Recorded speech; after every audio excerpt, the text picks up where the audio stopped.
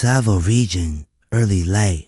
A calf cries beside the still form of his mother, the sound sharp and rhythmic, like a bird lost in fog. Dust clings to the folds of her skin, her great frame slumped on its side, legs bound by a heavy iron chain. One of her eyes remains half open, filmed over but soft, as if still trying to see him.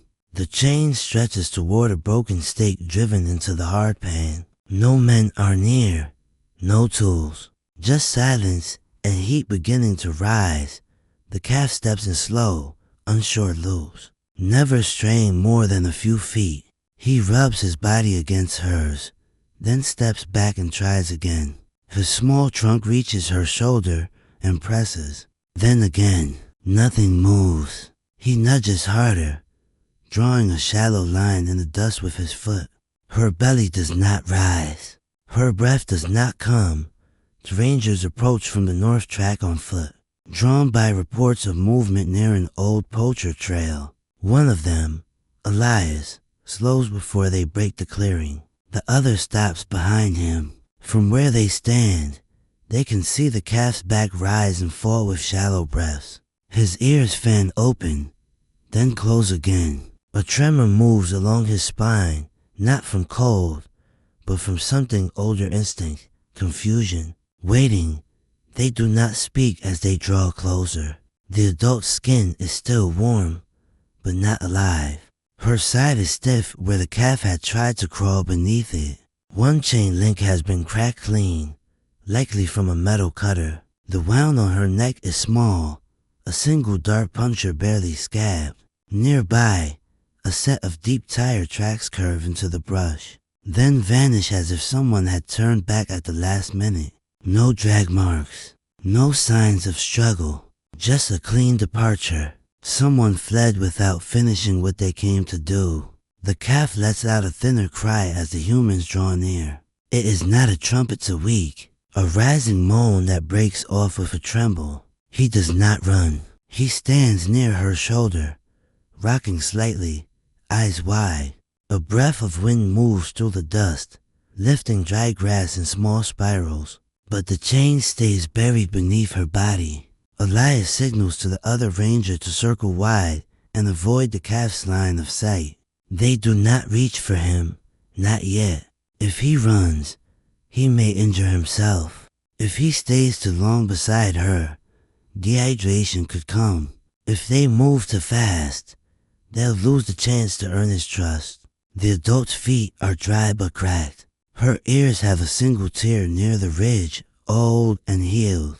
She was strong once. Her ribs show no sign of wasting. Whatever was meant to happen here, capture, sale, sedation had been interrupted. She died mid-transport, likely from the tranquilizer, or from the stress.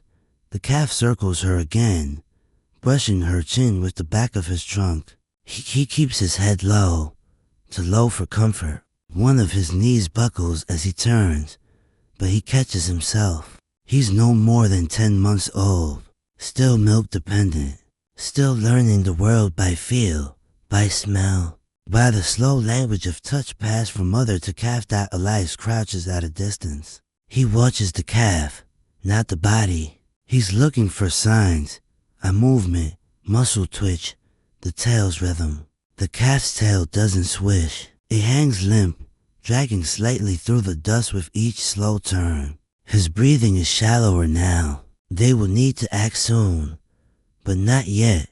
The morning heat begins to press down. The sun passes through scattered acacia branches, painting soft gold on the backs of both bodies. No other elephants are in view. If the mother had a herd, it's gone now, spooked off during the night, or perhaps never there to begin with. A lone mother and calf, wandering too close to the wrong trail dot from behind a distant bush. A hornbill calls. The sound stretches across the silence, unanswered. The wind picks up just enough to lift the edge of the chain, rattling it once against the metal ring beneath her leg. The calf flinches and steps sideways, ears stiffening. Then, just as quickly, he returns to her side, his head pressed into the warm curve of her belly. He stays that way, UNMOVING. Elias shifts in the dust, drawing a small circle with his finger in the ground. He speaks just once, barely audible. He doesn't know, he says. Then silence again. The risk is clear now. If they wait too long, the calf may collapse from stress. If they touch him too soon, they may break his chance to choose safety on his own. For now, all they can do is wait, not watching the body anymore, but the boy who won't leave her side. The sun rose higher over the Tsavo plain, flattening shadows and drawing sharp lines along the mother's still frame. The flies had come now, slow and methodical, swarming her ears, her flanks, the open corners of her mouth. The chain beneath her rubbed faintly with each breeze, clicking once every few minutes. But the calf did not move away. He stayed curled along her side, half seated, half standing. His front legs bent awkwardly beneath his chest as if he couldn't decide how to rest. His small head rested against the thick curve of her belly. The quiet moans had not stopped out by mid-morning, till more rangers arrived with water drums, a canvas tarp, and a veterinary assistant who said nothing as she observed the calf from behind the tree line. Her name was Rena. She had seen calves panic before, seen them charge into brush so hard they broke their legs, seen others collapse outright when pulled too early from the body. This one was different. He hadn't left at all, not since they found him. And now, hours later, he was still there, his trunk lightly twitching against her skin as if waiting for her warmth to return. Elias stood a few paces off, his arms folded. The heat was climbing now. They would need to shade the mother's body soon, if only to preserve dignity. The vet had confirmed her death quietly, noting the signs: pupils fixed, no movement of the lungs, stiffness along the neck. Still, the calf hadn't noticed, or hadn't accepted it. They placed a folded tarp just beside the body, careful not to disturb the calf. Elias and one ranger, Joseph, waited for the right moment, but the calf gave no space, even when they approached slowly with buckets of water. His head lifted slightly when the shadow of the tarp brushed over his back, but he did not flee. He made a sound instead, short and high-pitched, something between a whine and a cry. Rena froze in place. Elias slowly set down the bucket and stepped back. If he runs, he might not come back. Joseph whispered, "No." Elias said, "If we move him now, we might not get him at all." The heat pressed into the ground, curling the edges of leaves. The earth was cracked in patches, and ants moved in lines across the dry dust. The calf had not taken water, though it had been offered in a shallow pan, left close, but not too close. His tongue was dry. The soft edge of his trunk quivered with each breath, but his feet stayed planted. One small foot nudged his mother's ear, gently, again and again, as if trying to remind her. Rena knelt, still behind the scrub. Her eyes followed his breath, still steady, but weakening. There was time, but not much. The decision had to be made soon. Wait too long, and dehydration would take its toll.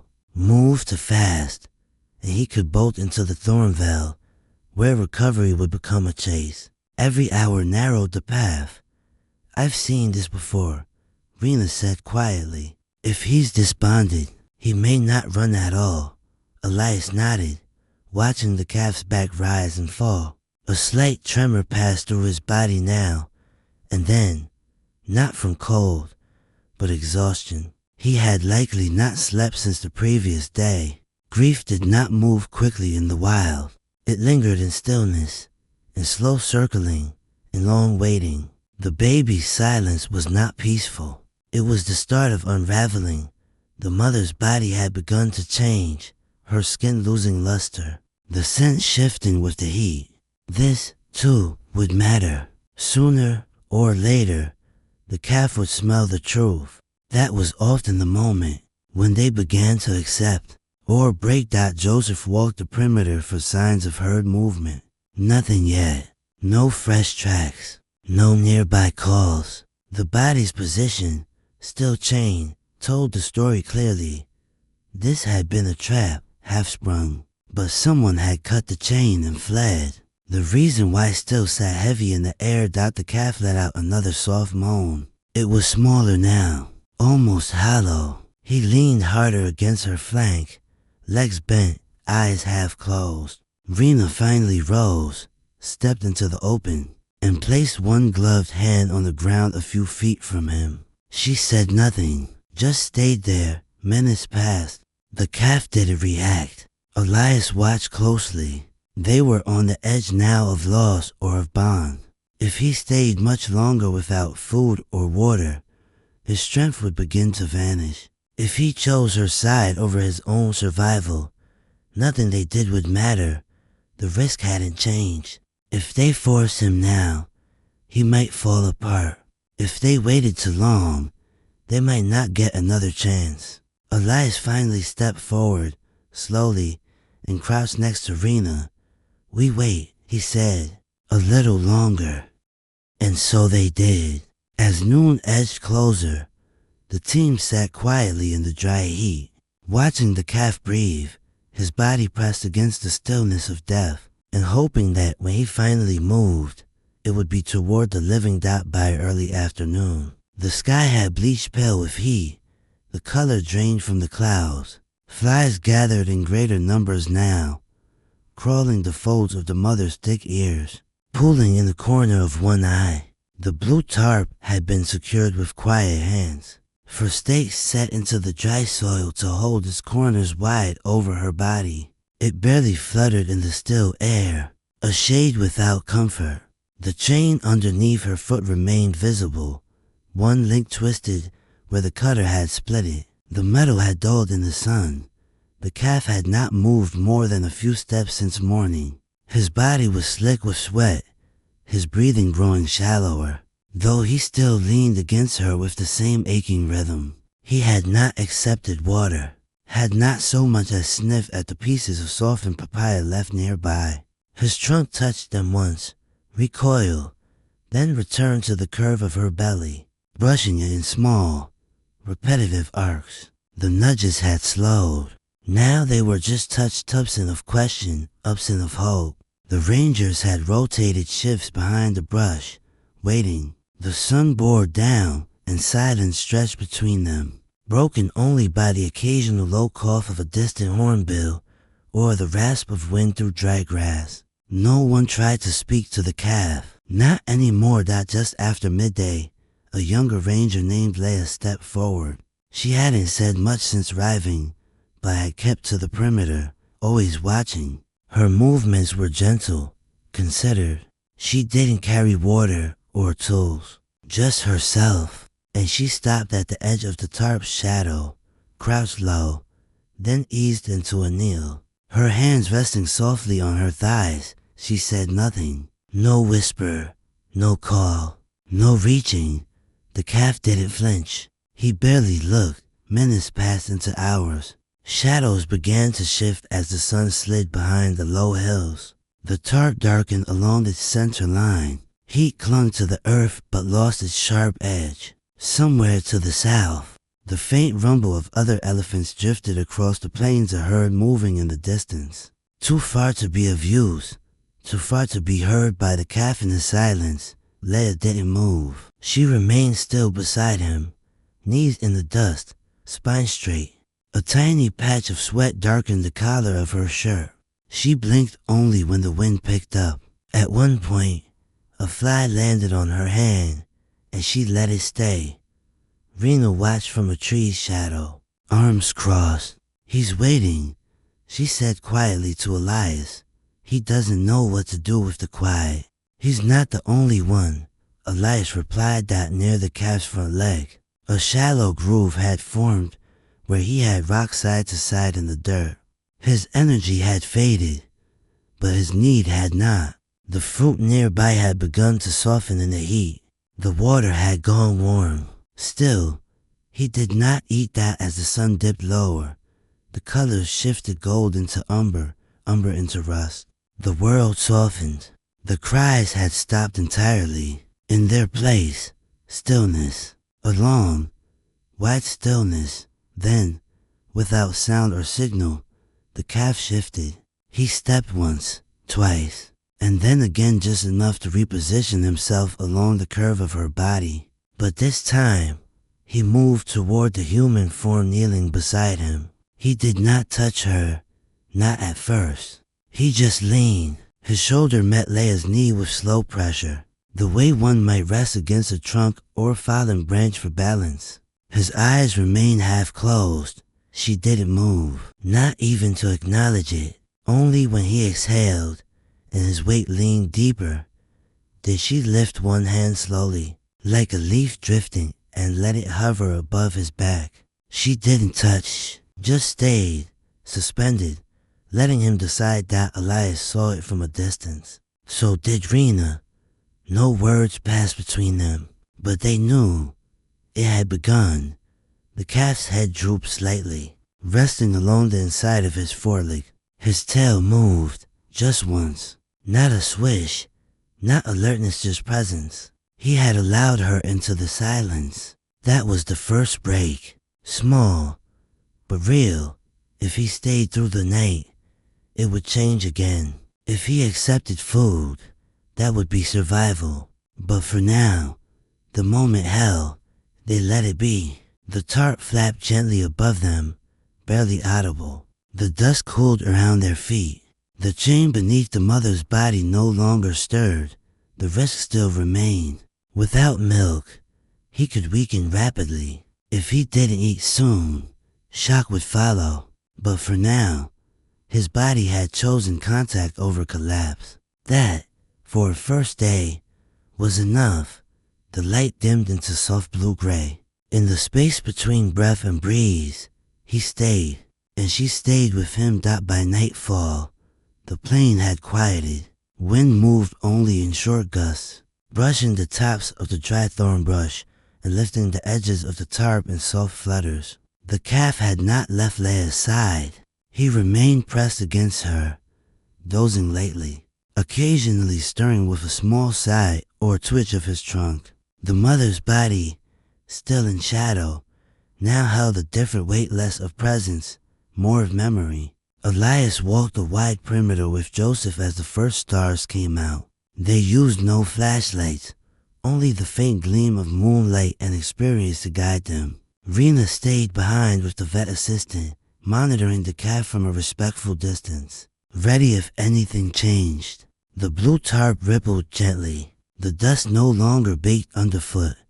The thorn veil thickened east of the site. Elias knew the path well, once used by smugglers to move ivory during dry seasons, long before patrols increased. It wasn't on any marked map now, but the trail still bore signs of passage. That's where they found them tire tracks, deeply grooved, not from ranger vehicles. They angled inward through the brush, stopping just past a shallow clearing hidden behind a row of camphor weed. Blueprints followed, stamped in double lines beside the driver's side. Then, abruptly, nothing. No drag marks, no hauling path, no scuffle. Only the prints and the grooves where wheels had stopped, reversed, and driven back the way they came. Joseph knelt and ran his fingers along one tire impression. Still soft, not older than yesterday, he said. Elias examined the blueprints more closely. They were sharp-edged, deep enough to suggest urgency. One heel was dragged. Whoever it was had moved fast. Perhaps I panicked, but what was stranger was the absence of final action. No ropes, no sled marks. The elephant had not been moved, she had been left. When they circled back to the body, Elias crouched near the mother's front leg and brushed aside a patch of dry soil with his palm. Something pale flashed beneath the dust, a small, round cap, snapped from a veterinary syringe. He held it up to the moonlight. It was standard, plastic, and clean. She was darted, he said. The others gathered close. No one spoke for a while. Rena stepped in slowly, inspecting the area near the puncture wound they'd noted earlier. Her gloved fingers pressed lightly into the thick hide, confirming. The swelling was minimal. The dart had struck a non-lethal area, possibly a sedative dose. But she wasn't moved, Rena said. And no crate. Elias nodded. They planned to take her. Something changed. The chain confirmed it. One link had been sliced clean with bolt cutters, not unlocked with a key, not broken by force, but cut fast, efficient, and final. There were only two explanations. One, something went wrong during capture. The dose was miscalculated, and she collapsed too soon. The poachers panicked and fled. Or two, someone intervened. Someone found them mid-act, spooked them, and forced a retreat. If it was the latter, they had no witness, no reports, no signs of struggle, no sounds heard by nearby patrols. The calf stirred beside Leia, letting out a soft grunt before settling again. The movement drew their attention back to the reality of the moment. The risk had not faded.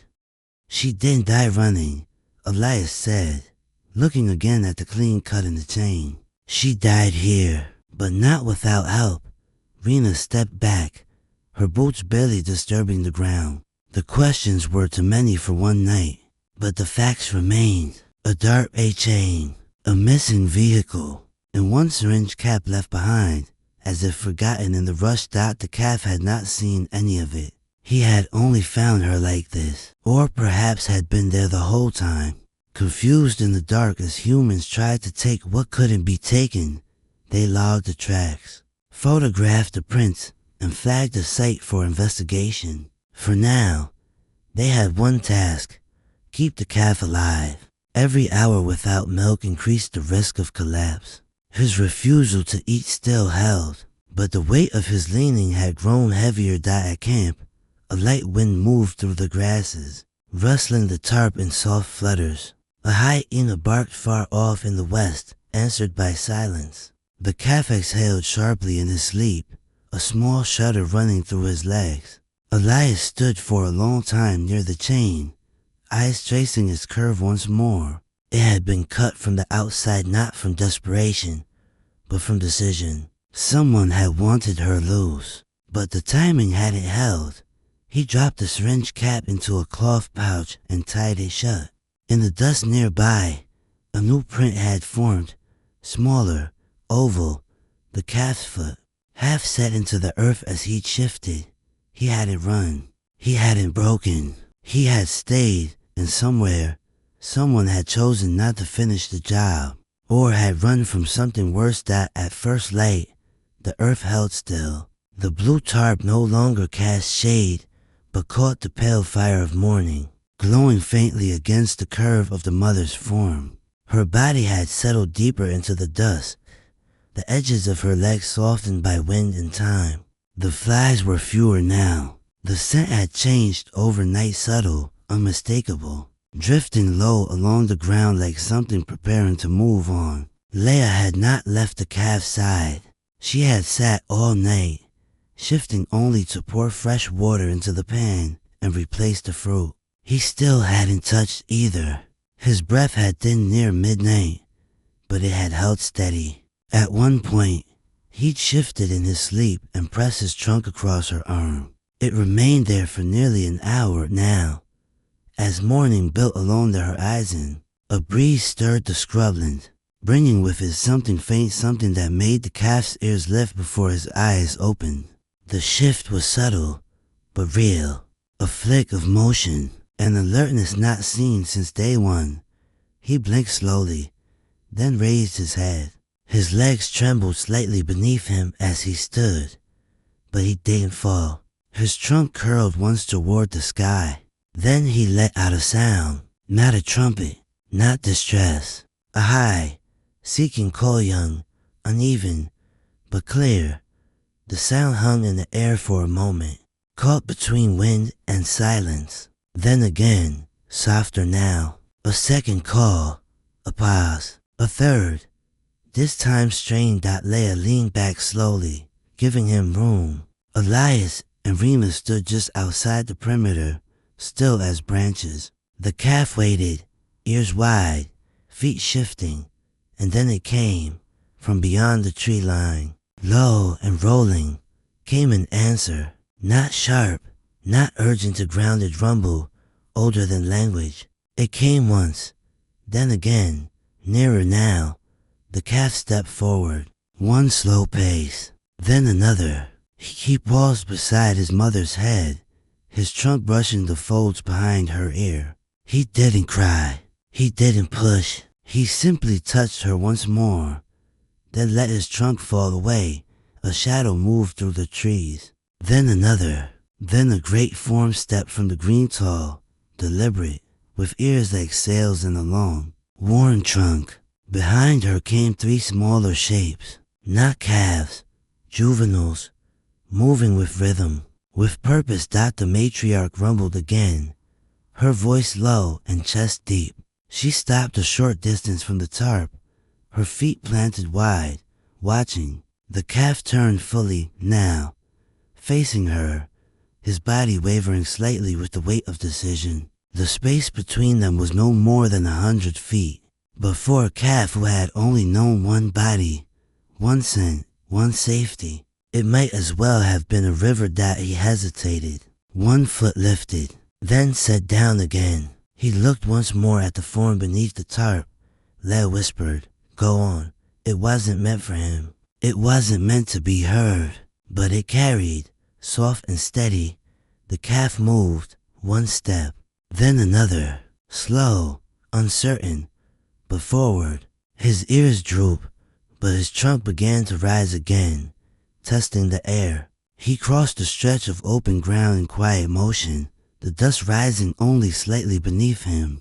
The matriarch didn't move until he came within reach. Then she lowered her head just slightly, enough to meet his scent. Her trunk brushed his back, not possessive, not invasive, just knowing. He didn't retreat. Behind her, the three younger elephants stood in silence. One of them took a small step forward, then stopped. No pressure, no urgency. The calf stood beneath the matriarch's shadow now. He turned once, looking back, not at the humans, not at the tarp, but at the spot where he had lain all night, and the place he had refused to leave. Then, with one last exhale, he stepped fully into her shadow and stayed. The matriarch turned. The group began to move, not in haste, not in fear, just onward through the trees, across the dry wash, into the openness of the rising day. Elias watched until the last flick of an ear vanished into brush. Rena lowered her camera. No words passed. The tarp rippled behind them. The pan of water remained untouched, but beside it, a small oval of new prints curved away in the half-moon pathlight, uncertain, but clear. He had stayed, and now, he has chosen. The herd did not trumpet as they left. No celebration. Just the sound of shifting leaves and soft footfall, fading into morning. By mid-morning, the sun cast long lines through the acacia branches, mottling the ground around the blue tarp, now wrinkled and loose where the stakes had begun to shift. The mother's body lay unchanged, though the weight around her had lightened. The calf was gone with the matriarch and the three quiet companions, who had taken him without protest, without force. Just presence and breath. Ranger Elias stood alone near the edge of the clearing. His fingers rested along the length of the chain that had once bound her hind leg. He crouched slowly and followed its curve to the severed link again, the edge still sharp where the bolt cutter had sliced clean through. It had not rusted yet. The metal still held the imprint of decision. Nearby, Rena laid out the pages of the vet's report, secured under a flat stone to keep the breeze from turning them. She said nothing as Elias moved back to the tarp. He didn't need to read it again. He had already memorized the notes, sedative levels present in soft tissue. No signs of internal trauma or violent restraint. Cause of death likely pulmonary failure, rapid collapse due to stress and oversedation. No wounds beyond the puncture. The dart had been clean. The dosage, too high, but she hadn't been moved. No ropes, no boards, no crate, and the chain cut, not removed. Whoever had planned the capture had stopped halfway. Something had changed. Joseph returned from the tree line with a radio update. Nothing new. No suspects. No vehicles sighted on distant tracks. The tire impressions found the night before had faded slightly, swept by the wind. But the direction remained locked. A wide arc toward the old ivory route, then veering away, as if they'd turned around, as if they'd abandoned the plan and run. She wasn't taken, Elias said quietly. More to the air than to Joseph. She was let go. The others began to prepare the site for burial. The mother's body could not be left exposed. Even in death, she deserved dignity. It would be a shallow grave just deep enough to protect her from scavengers. To return her to the soil without spectacle, they removed the tarp, folded it slowly. The flies lifted with the motion, then settled again. Rena helped place thick palm leaves over the most exposed skin. The scent of decomposition had begun to rise more sharply, but still, it held something faint beneath it, something clean. She died here, Rena said, placing a final cloth over the wound site.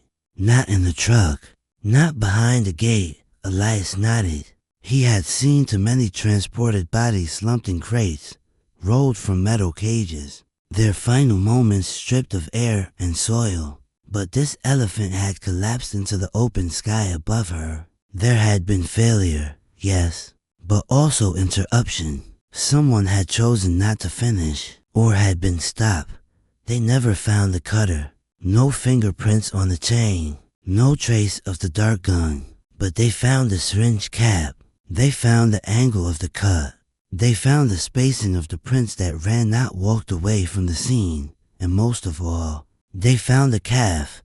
The prints he left were scattered now, mostly dusted over by the movement of others. But one remained at the edge of the grave site, a clear mark beside the tarp's corner, where he had stood for the last time before walking toward the herb. His foot had pressed deep, firm, not hesitant, not lost. Elias knelt one final time and placed the cut link in a small canvas pouch. It would be sent with the report, but he knew what it meant. She had not died in chains. She had died in freedom. He stood slowly as the earth was moved, one shovel at a time. The day grew warmer, but no one rushed. Dust rose and fell in soft clouds. A line of ants broke its path to find new ground. The birds returned to the trees above, watching in stillness. When the last palm leaf was placed and the first layer of soil spread gently across her back, Elias stepped away. He did not watch the full burial. Some things were better left under silence that as the sun climbed higher. Heat shimmered across the plain. In the distance, wind moved through the grasses in slow, invisible waves. No herd was visible. No call came from the trees, but somewhere beyond the bend of the dry river, a calf walked in the dust, still quiet, still learning, but no longer alone, and beneath a soft mound of earth, beside a broken chain, the mother rested without restraint, held not by steel, but by memory.